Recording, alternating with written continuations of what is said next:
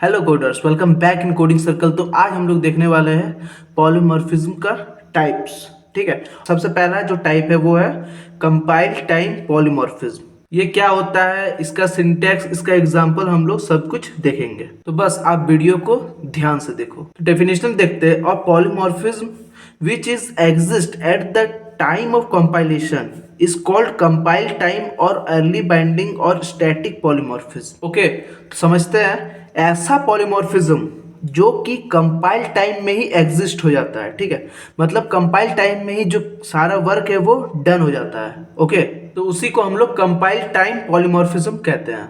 और इस टाइप के पॉलीमॉर्फिज्म में कंपाइलर का बहुत ही इंपॉर्टेंट रोल होता है, क्योंकि कंपाइलर को पहले से ही पता होता है कौन सा मेथड कब और कैसे कॉल होगा। तो जब हम लोग एग्जांपल देखेंगे तब हम लोग देख लेंगे पहले ही कि कौन सा मेथड कब और कैसे कॉल होगा। और वो इसलिए क्योंकि हम लोग को कंपाइल टाइम में ही पता रहता है कब और कैसे कौन सा मेथड कॉल होगा। तो इसीलिए इसका नाम ही है कंपाइल टाइम पॉलीमॉर्फिज्म। एंड इसका और टू नेम्स है, एक है अर्ली बाइंडिंग एंड एक है स्टैटिक पॉलीमॉर्फिज्म। तो एग्जांपल में हम लोग देखते हैं कंपाइल टाइम पॉलीमॉर्फिज्म को हम लोग मेथड ओवरलोडिंग के थ्रू अचीव करेंगे। तो मेथड ओवरलोडिंग क्या होता है वो भी हम लोग देख लेते हैं। Whenever a class contain more than one method with same name and different types of parameters called method overloading। Suppose हम लोग ने एक क्लास क्रिएट किया है, ठीक है, एंड लेकिन उसके पास जो है एक से ज्यादा मेथड है। ठीक है, विथ सेम नेम, उसके पास कोई क्लास के पास एक से ज्यादा मेथड है, लेकिन जो मेथड है सबका सेम नेम है। ठीक है, और लेकिन जो उसमें पैरामीटर्स है वो अलग अलग है। तो उसी को हम लोग बोलते हैं मेथड ओवरलोडिंग। तो इसका हम लोग सिंटैक्स देख लेते हैं। सबसे पहले आ जाएगा रिटर्न टाइप इंट वर्ड जो भी है, देन मेथड नेम। ओके, यहाँ पे method name, then parameter one हम लोग यहाँ पे पास किए। ओके, देन वही दूसरा मेथड का हम लोग नेम देखते हैं। ठीक है, सिंटैक्स देखते हैं, उसका रिटर्न टाइप और यहाँ पे मेथड नेम देख सकते हैं। यहाँ पे जो मेथड नेम यहाँ पे है और यहाँ पे दोनों मेथड नेम सेम है। और यहाँ पे पैरामीटर वन एंड यहाँ पैरामीटर टू, मतलब यहाँ पे पैरामीटर जो है वो अलग अलग पास हुआ है। ठीक है, यहाँ पे पैरामीटर अलग पास हुआ है एंड यहाँ पे पैरामीटर्स अलग पास हुआ है। ओके, तो यही है basically syntax compile time polymorphism का। तो कंपाइल टाइम पॉलीमॉर्फिज्म को हम लोग मेथड ओवरलोडिंग के थ्रू हम लोग रियल टाइम एग्जांपल के साथ देखेंगे प्रैक्टिकल। ओके, तो चलिए हम लोग सब कुछ अब प्रोग्राम में डिस्कस करते हैं। तो चलिए हम लोग देखते हैं कंपाइल टाइम पॉलीमॉर्फिज्म का एग्जांपल। ठीक है, जो कि है मेथड ओवरलोडिंग। ठीक है, तो सबसे पहले हम लोग एक क्लास बना लेता है, जैसे कि है क्लास ए। तो क्लास ए के अंदर हम लोग क्या करेंगे, दो नंबर का हम लोग सम करेंगे। ठीक है, तो उसके लिए हम लोग एक मेथड बना लेते हैं। ठीक है, वॉइड ऐड नाम का मेथड। ठीक है, एंड इसके अंदर हम लोग वेरिएबल लेंगे। ए के अंदर हम लोग क्या इंस्टॉल कर देते हैं, एंड बी वेरिएबल के अंदर 20। ओके, एंड एक सी वेरिएबल लेंगे। ठीक है, बी के अंदर 20 एंड एक सी वेरिएबल लेंगे जिसके अंदर जो सम है दोनों का उसको हम लोग स्टोर करेंगे। ठीक है, एंड सी इक्वल टू हो जाएगा ए प्लस बी। ओके, देन हम लोग रिजल्ट को प्रिंट करवा देंगे। ठीक है, बी को। तो अब मैं बताने जा रहा हूँ एक इंपॉर्टेंट बात, इसको ध्यान से सुनना। ठीक है, मेथड ओवरलोडिंग में क्या होता है, मेथड ओवरलोडिंग में सेम क्लास के अंदर सेम नेम से बहुत सारे मेथड होते हैं। ठीक है, लेकिन जो पैरामीटर्स होते हैं वो अलग अलग होते हैं, तभी जाके हम लोग जो है कंपाइल टाइम पॉलीमॉर्फिज्म को अचीव कर सकते हैं। तो कैसे अचीव करेंगे, ये जो मेथड है इसको हम लोग कॉपी कर लेते हैं। ठीक है, ठीक है, तो मेथड तो सेम हो गया लेकिन पैरामीटर हम लोग डिफरेंट डिफरेंट करना है। ठीक है, तो पैरामीटर यहाँ से हम लोग पास करवा देते हैं। ठीक है, x इंटू वाई। ओके, तो इसको हम लोग हटा देते हैं, c रहेगा यहाँ पे, c इक्वल टू क्या हो जाएगा, x प्लस वाई। ओके, तो यहाँ पे हम लोग c को डिक्लेयर कर लेंगे। Okay, int c।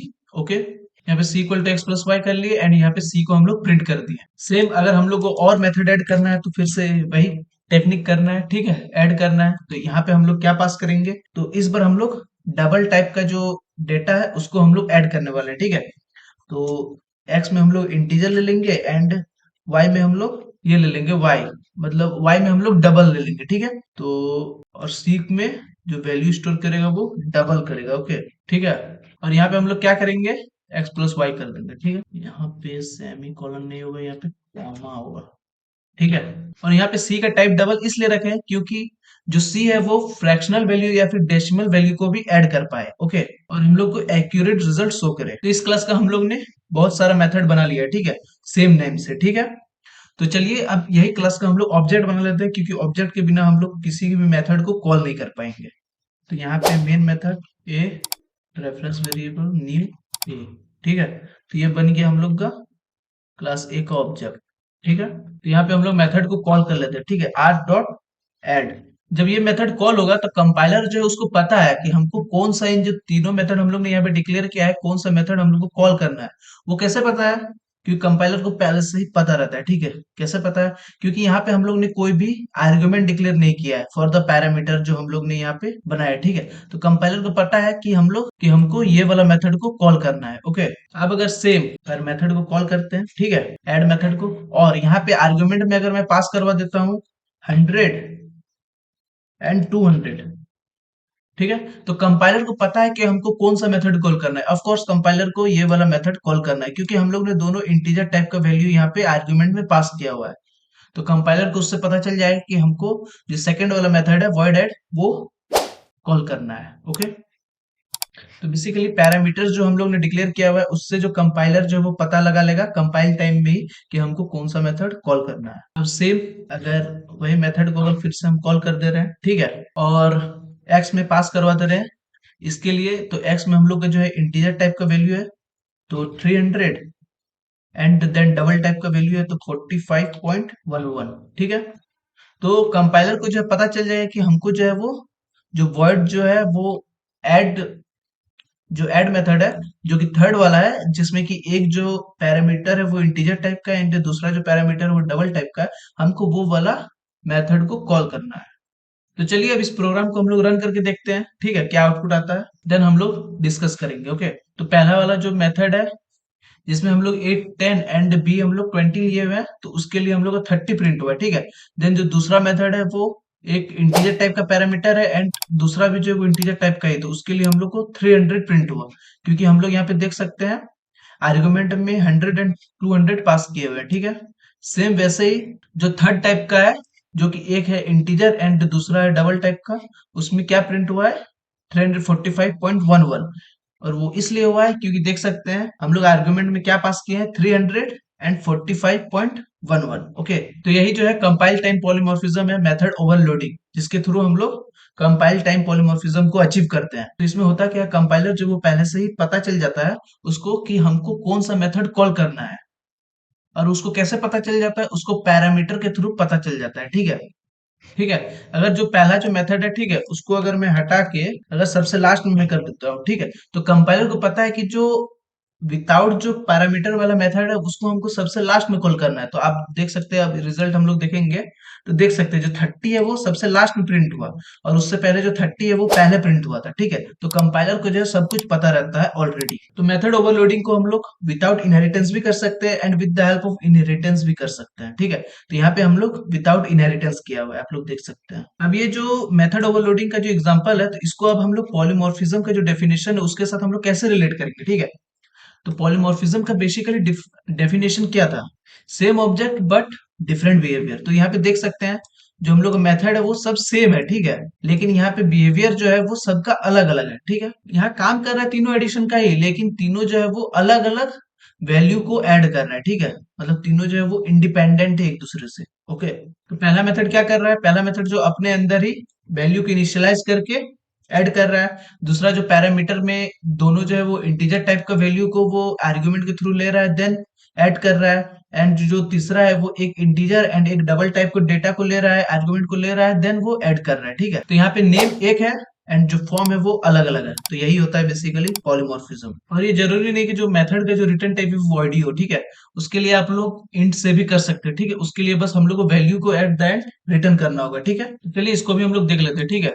तो जो पहला मेथड है उसको हम लोग इंट कर दे रहे हैं, ठीक है, जो इंट टाइप का रिटर्न वैल्यू जो है वो रिटर्न करेगा, ठीक है, तो रिटर्न कर देगा यहाँ पे सी, ठीक है। तो जो लास्ट वैल्यू है वो उसी को रिटर्न कर दे रहा है, ठीक है, एंड वो यहाँ पे डायरेक्ट कॉल होगा, ठीक है, वो जो मेथड है वो ऑब्जेक्ट के अंदर ही कॉल होगा, ठीक है, लेकिन जो वो ऑब्जेक्ट कॉल होगा उसके अंदर हम लोग इसको जो है जो कॉल होगा तो इसको भी हम लोग को स्टोर करना पड़ेगा, ठीक है। तो इसको हम लोग एक वेरिएबल के अंदर हम लोग स्टोर कर देते हैं, ठीक है। तो बेसिकली यहाँ से जो भी वैल्यू रिटर्न हो रहा है उसको हम लोग को मेन के अंदर कैच करना होगा, ठीक है। तो उसको हम लोग कैच कैसे करेंगे, एक वेरिएबल डिक्लेयर करके हम लोग उसको अपने अंदर में स्टोर करवा लेंगे, ठीक है। तो अब हम लोग को क्या करना है, अब हम लोग को ये जो सम है उसको हम लोग को यहाँ पे डिस्प्ले करना होगा, ठीक है। तो चलिए रन करके देख लेते हैं। आई होप ये जो प्रोग्राम है वो सक्सेसफुली रन हो जाएगा, इसमें कोई भी दिक्कत नहीं आएगा, ठीक है।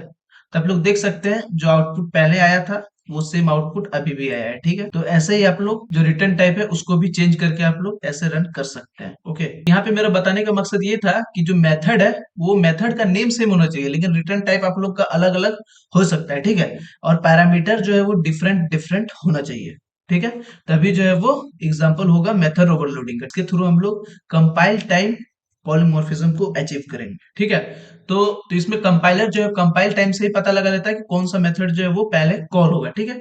आई होप आप लोग जो कॉन्सेप्ट वो क्लियर हो गया होगा। और हाँ, और अगर वीडियो हेल्पफुल लगा हो तो एक लाइक जरूर से कर देना, और अगर हमारे चैनल में न्यू हो तो सब्सक्राइब करना मत भूलना, क्योंकि ऐसे ही इजी अंडरस्टैंडिंग वीडियो आप लोग के लिए मैं लाते रहता हूँ, ठीक है। और हाँ, अगर आप लोग अभी तक कहीं भी कोई भी प्रॉब्लम है तो मुझे कमेंट में जरूर से बताना। तो फिर मिलते हैं ऐसे इंटरेस्टिंग वीडियो के साथ, तब तक के लिए bye bye and keep learning and keep coding.